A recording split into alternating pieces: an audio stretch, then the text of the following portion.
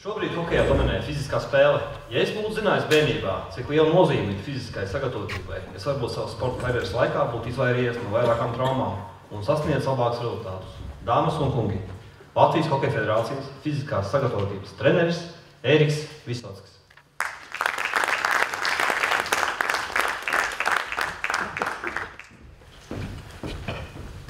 Labvakar visiem. Es gan runāšu pie mikrofona, jo mana prezentācija vairāk ilustratīva. Rādīšu video no lietām, ko mēs darām, un lai es varu skatīties līdzi, un jūs varat mani dzirdēt.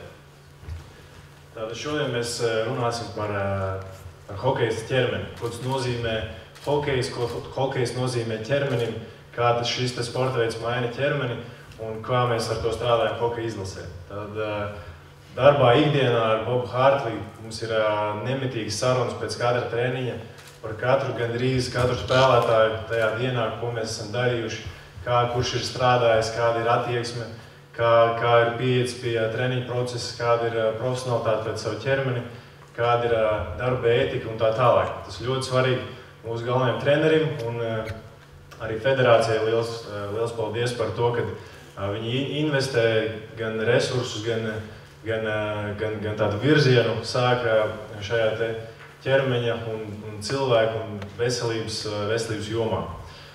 Tad, par ko mēs šodien runājam, tas ir balsta un kustība aparāts, jeb angliski saka muskuļu un skeletu sistēma. Tad muskuļi un skeleti, kas ir ķermenī, šīs divas struktūras.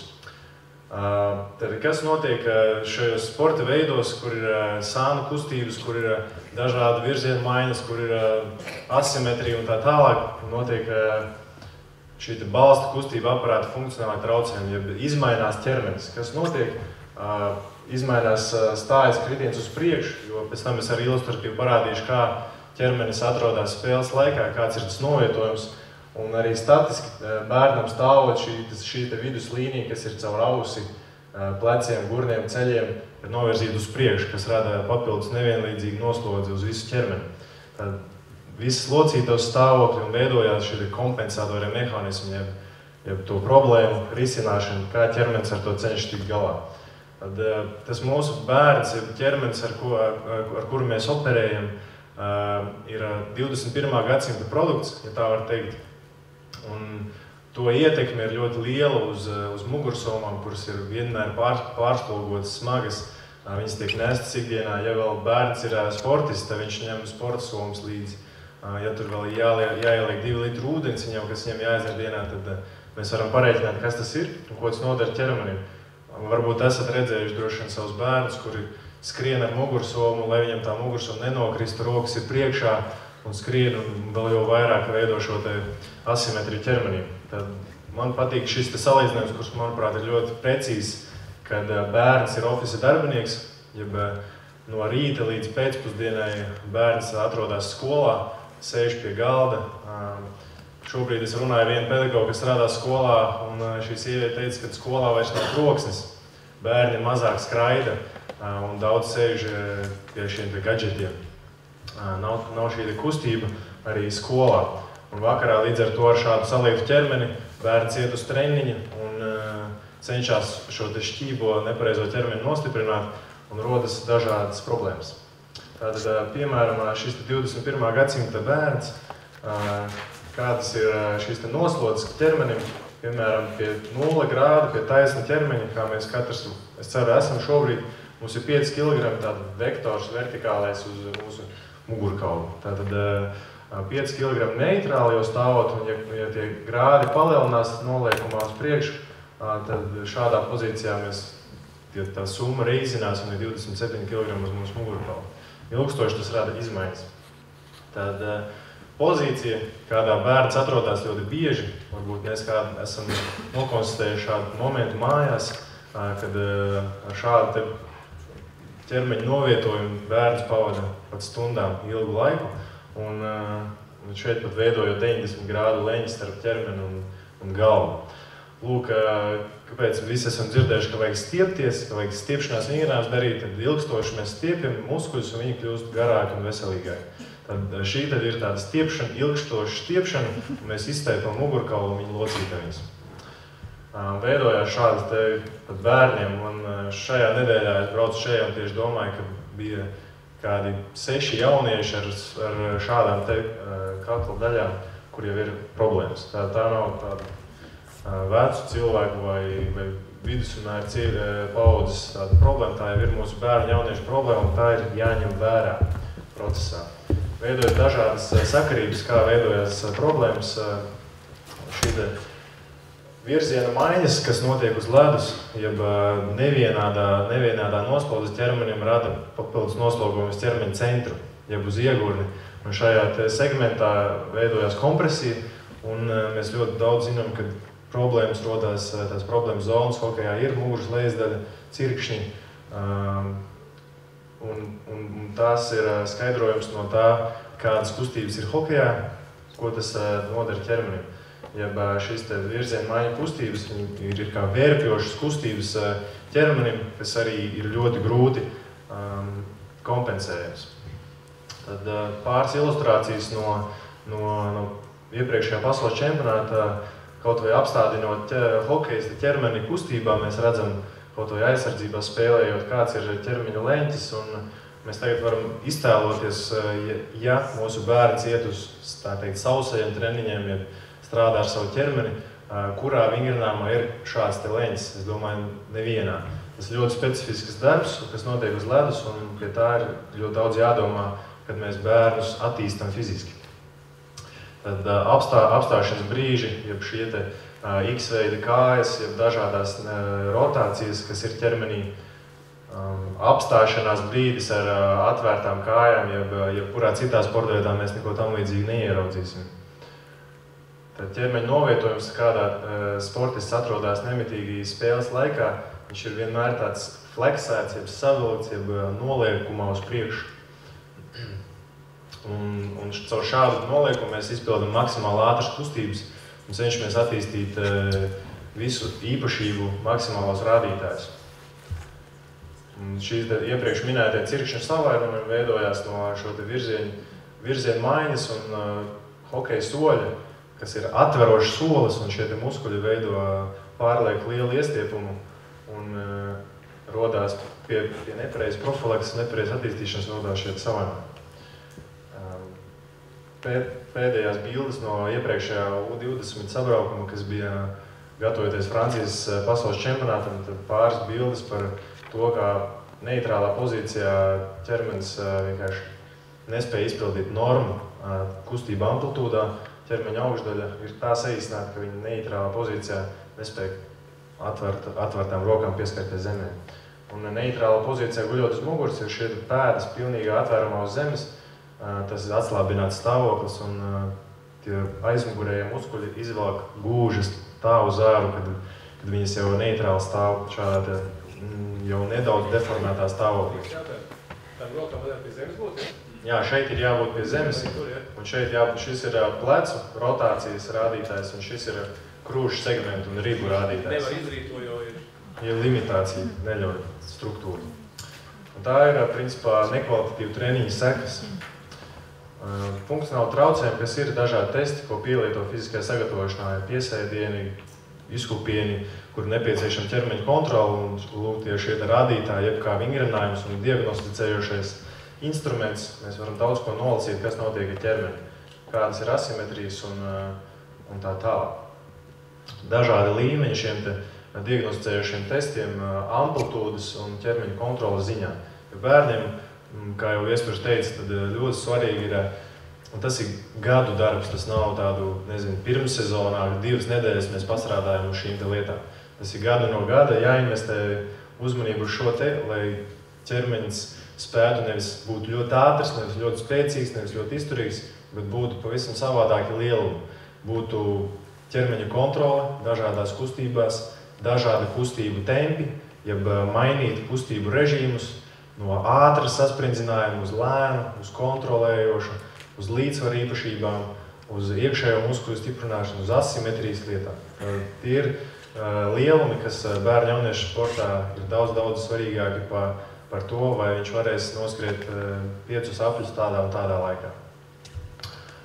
Kustībā tāda ilustratīva, lai jūs redzat, ko tas nozīmē, kā mūsdienu bērni izpilda vienkāršas kustības, tad ar roku paceltām rokām uz augšu mērķis ir pieturties līdz zemē, ja līdz papēžiem maksimālā amplitūdā. Tad šeit pat neveidojās 45 grādi starp gurnu un celi un varam redzēt šo te limitāciju. Ja mēs šādu te bērnu uzliekam uz ledus, tad mēs nevaram no viņa sagaidīt neko labu pat hokejā. Ja, tāpēc ķermenis ir liela limitācija, jeb problēma, kāpēc mēs nevaram labi spēlēt hokeju. Pat bērni. Kur rodās problēmas, tad tas ir nedaudz no specifika. Varbūt šis jauns kungs var uztaisīt pilnu amplitūdu, bet mēs redzam, kādas ir asimetrija ķermenī, kā veidojās gan augšējā ledus segmentā, gan iegurnī šīs te asimetrija un veidojās atvērtie leņķi, kur pa vidu arī ir tā disfunkcija.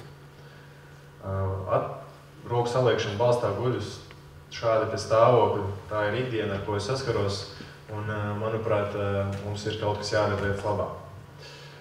Jeb kustībā, jeb klasisks vingrinājums, man liekas, ko jebkurš cilvēks ir redzējis, izpildot šos diagonālītes, tautā saucamās diagonālītes, ir pretējās rokas un kājas atcelšana un iztaisnošana. Tad mērķis ir iztaisnoties maksimāli taisni un līdz maksimāli, jā, te ir rezultāts. Ja? Tad šādi mēs dzīvojam. Tā ir aktualitāte un problēma, kas tiešām būtu par ko jādomā.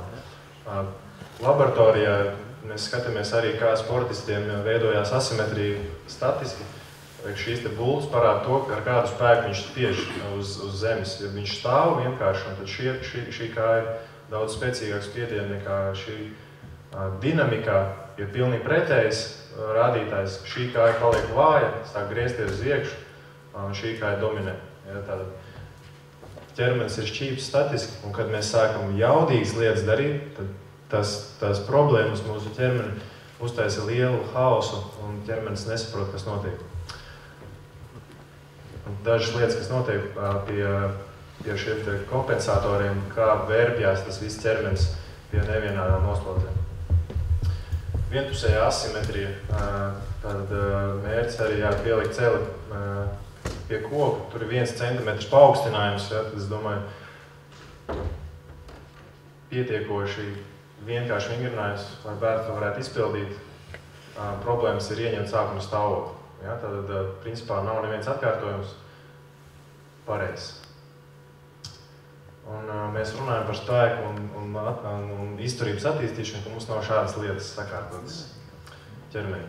Uz otru pusi, ja, mēs redzam cits stāsts, tas pats cilvēks pēc 30 sekundēm. Ja, arī problēmas, bet viņš vismaz var uztaisīt kādu reizi. Ja? Tad procentuāli varat iedomāties, kāda ir atšķirība. Tad mēs runājam par šīm disfunkcijām, tad jautājums rodās, kādam tad ir jābūt tam ķermenim, jeb kā mums ir jāstrādā, jeb kur bērns jālaiž trenēties tādā gadījumā. Perfekts ķermenis ir šeit, kad mēs piedzimstam, mēs varam izpildīt pilnu amplitūdu pietupiens, pēdiņas uz zemes, mugura taisna, galva neitrāli, ar rokām varam darboties. Mēs zinām, šādi bērns var pavadīt stundām ilgi šādā pozīcijā. Ja mēs citreiz pat nevaram pusminūti šādi nosēdēt, jo mums ir izveidojušās dažādas kompensācijas ķermenī, kas mums liek šo te izpildīt. Tāpēc bērnu zīdainis ir perfekts piemērs, ko mēs esam pazaudējuši pa dzīvi. Pirms un pēc rādītāji pie darba uz šiem te lielumiem iepriekš minētajiem, kā mainās struktūra. Galvas novietojums, kā iztaisnojās, uzlabo starplāpstiņu muskuļu spēku, kustība amplitūdas, mehānika, jeb kā mēs darbojamies ikdienā, kā mēs noslogojam šo ķermeni. Ķermeņa kontrola dažādās plaknēs, lēcienu lietas šeit var redzēt to muguras novietojumu, kā attīstās, kā mainās šie locītavu saskaņotā darbība, kā potītas ceļi, gūžas, muguras lēdēs savstarpēji saskaņot strādā. Un līdz ar to, ja viņi saskaņot strādā, var attīstīt daudz lielāku jaudu. Ja, tad tas nav vienkārši tāpēc, ka tas ir ķermenim vajadzīgs, bet sakārtojot šos te lielumus, mēs netrenējot praktiski nevienu fizisko īpašību, uzlabojam šīs īpašības, jo ķermenis kļūst ļoti funkcionāls. Tad izlases formāts, kad sabrauc izlases kopā, ir ir specifisks ar to, ka nav ilgtermiņa darbs, ir īsā termiņā jāpanāk maksimāls rezultāts. Un šeit arī sākās šī specifika. Sakārtojot ķermeni, atverot kustību amplitūdas, sakārtojot muskuļu disbalansu, var iegūt ļoti daudz procentus šo fizisko īpašību rādītājus. Ja mēs dabūnam soļu garumā 3 cm klāt, teiksim, 2 nedēļās, tad 2 soļi ir 6 cm, 4 soļi ir 12 cm, un no vārtiem līdz vārtiem tas jau izveido pusmetra priekšrocību pret pretspēlētāju, ja? Teiksim tā, kā piemērs, kāpēc tas ir tik svarīgi. 3 virzieni, kā veidojās šīs problēmas un kāpēc. Un tas virziens, kāpēc jāstrādā pareizi, nevis tāpēc, ka jāguļās uz paklājiņu un jāmigro tagad, bet tie vingrinājumi ir tas formāts, kurš ietver 2 lietas kopā. Ir koriģējoši, attīstoši formāts, ka mēs savu fizisko vingrinājumu attīstīšanu koriģējam savu ķermeni, ja specifiski izvēloties vingrinājumus. Tad mēs visi zinām, ka pietupiens, mēs pietupienu izmantojam starpsezonā, mēs pietupienu izmantojam, lai noturētu fizisko spēku, mēs pietupienu izmantojam, kad mums ir trauma. Mēs visu laiku izmantojam vienas un tās pašas lietas, bet mēs varam šīs lietas periodizēt un veidot viņu progresijas. Tad hokejā mēs lidojam no vienas kājas uz otru, uz abām kājām. Mēs praktiski neveidojās jauda. Jauda veidojās no slicoļa, un tur veidojās šī vienpusējā darba specifika. Tāpēc veidojās šie dažādi režīmi, kad mēs ejam pietupienā uz vienas kājas lēnām lejā, un tad, lai mēs varam reģenerēt šo jaudu, ir jābūt tādam attiecīgi treniņam. Šie kustību režīmi lēnām augšā ar pātrināšanos un ķermeņa kontroli. Un ticiet, man ļoti profesionāli sportisti nespēja izdarīt ļoti vienkāršas lietas, kā nofiksēt gurnus, saspringzināt dibenu, iegriezt iekšā iegurni, iegriezt iekšā kājas, iekšējā rotācijā. Šāds te lielums vienkārši nespēja fiziski izdarīt. Šīs te amortizācijas, kas arī summējāt, par ko es teicu, ja mēs dabūnam katrā plaknē klāt vai no amplitūdu, vai arī atspēriena ilgumu, jeb garumu, tad mēs izrēķinot to uz laukuma metriem iegūstam ļoti liels priekšrocības. Un šādā te veidā progresīvi attīstot un koriģējot ķermeni. Piemēram, lēcienu sērijas un apkārt ir gumija, kas stiprina iegurņu muskultūru un neļauj ceļiem brīvi strādāt, kā viņi grib. Noslogo nepieciešamo struktūru, kas vajadzīga arī koriģēšanai. Piezemēšanās apgrūtināšanas ļoti svarīgi šis impulss, kā smadzenes kontrolē ķermeni.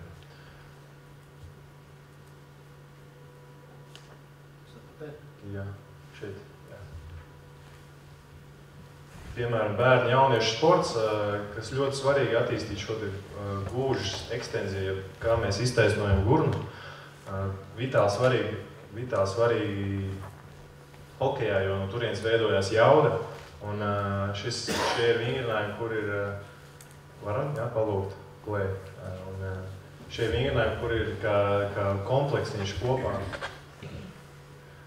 Tad viņi var strādāt pāros, viņi kontrolē savu ķermeni, sākuma stāvoklī, izpild izolēto kustību, ja, izņem ārā kaut kādu konkrētu muskuļu grupu un iedod viņam specifisku darbu. Pātrinājumu augšā un kontroli lejā. Pēc tam pārvēršot to visu jaudā uz lēcieniem, bet arī lēciens augšā, vai nav lēcienu lejā, lai netraumēs struktūras. Un šos te vingrinājumus, piemēram, kombinējot, var panākt ļoti labu rezultātu. Tie vingrinājumi gūžām savalk vietā cirkšņus, un nav jātaisa pārlieku liels svars uz mugurkaulu. Šeit mēs redzam ir 80 kg, šis pats puisis var varbūt 60, bet šāda saudzīgi ķermenim strādājot, mēs varam panākt tikpat lielu efektu, kā strādājot ar milzīgiem svariem, bet nākošajā video arī redzējām, ka šis ātrais saspringzinājums aktivizē pareizās lietas. Tad vingrinājuma akcenti, jeb dažādos režīmos darbs, tas ir tas, kā sporta spēlēs jāstrādā ar savu ķermeni, Un tas ļoti, ļoti atšķirās no klasiskās vieglatlētikas, kur nav dažādu virzienu kustības. Tad angliski saucamais push step, jeb kā gurns spēja nostrādāt šajā te ātrajā atspērienā. Es domāju, ka tā rekomendācija būtu, ko es varu atstāt pēc šī video, ir tāda, ka mums jāņem vērā tas, ka mūsu bērnu ķermeņi kļūst mazāk kvalitatīvi, kādi viņi bija iepriekšējās paudzēs. Jo tā kustība, apkārtējās vidas ietekme, pārtika, mūsu pozicionēšana, kā mēs savu ķermeni kontrolējam ikdienā, ir daudz savādāk. Šī aktivitāte, kas notiek skolās, sporta stundu kvalitāte un tā tālāk, tas viss jāņem vērā. Otra lieta, es ieteiktu, ka mēs, ja ir iespēja strādāt ar fizioterapeitu sākumā, kurš pārzina ķermeni, attīstīt un nostiprināt viņam šīs lietas un tikai tad domāt par fizisko īpašību attīstīšanu. Šādu rekomendācijas beidz uzrunu. Paldies par uzmanību.